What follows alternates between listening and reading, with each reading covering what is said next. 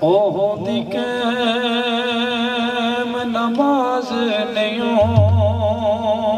دی او جڑے بھل کے بطول نو پڑھ دے نے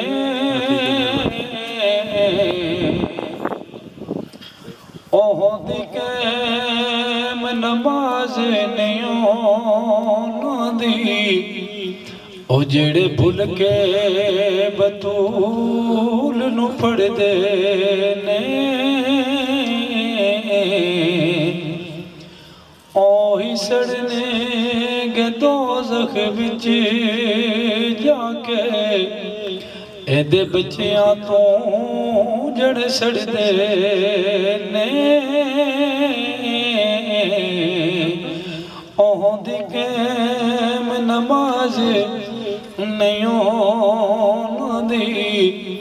جڑے بھل کے بطول نو پڑھ دے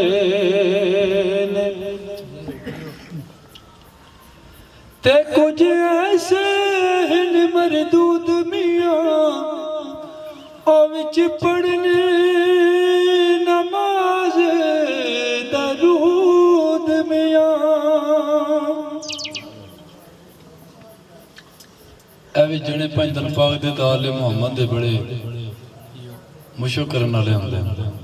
ویسے نمازوں دا بھی بڑا زور ہوں دا لیکن یہ نہیں پتا کہ نماز ہی درود ابراہیمی نہ پڑھو تو نماز نہیں ہوتی تو درود ابراہیمی پڑھو تو پہلے سرکار تے سلام بھیجنا پھر اس دی نمازہ بھی چاہتا سلام بھیج دیں تو ویسے مخالفت کر دے عجیب بلی نماز پڑھنی تملی کاروائی اس کے کرنا دشمنی کرنی او کچھ ایسے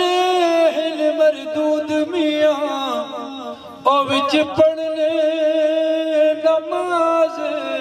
درود میاں او مڑ پھر سلام تے گھر جا کے اسے آل دے نال ہی لڑ دے نے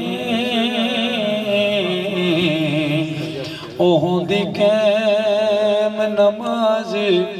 نیوں دی جڑے بھل کے بطول نو پڑھ دے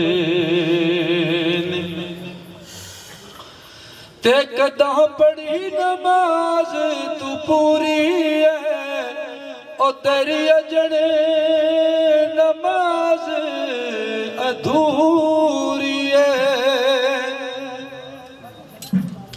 تے فکرہ غور نہ سنے کیوں ادھوری ہے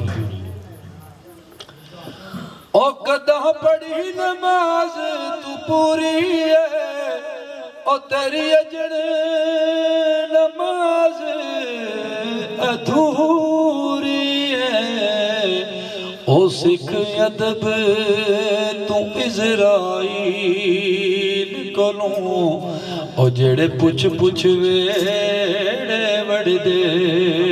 نے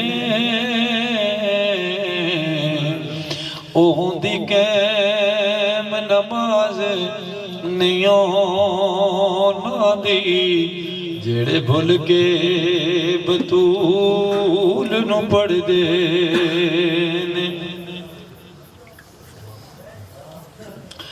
تے تعظیم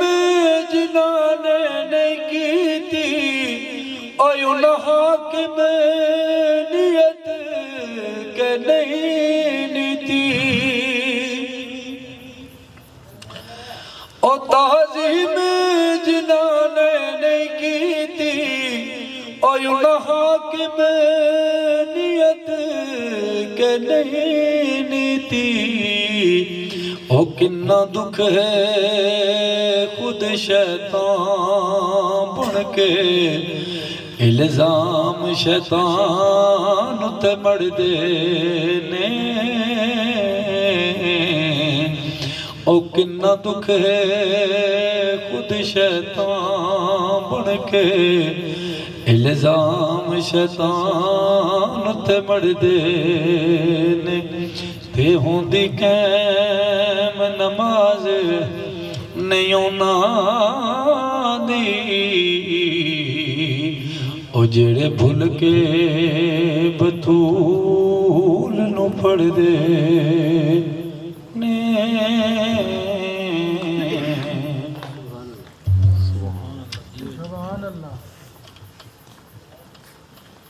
ਤੇ ਹੁਣ ਜੀ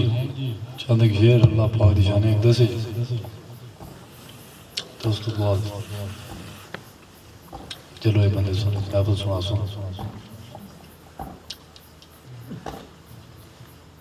अल्लाह फे एक यारी सच्चे ओ रब वाली ओ बाकी ओ यारियां सब हमारियां ने कलबे बाकी यारी ना मिले कोई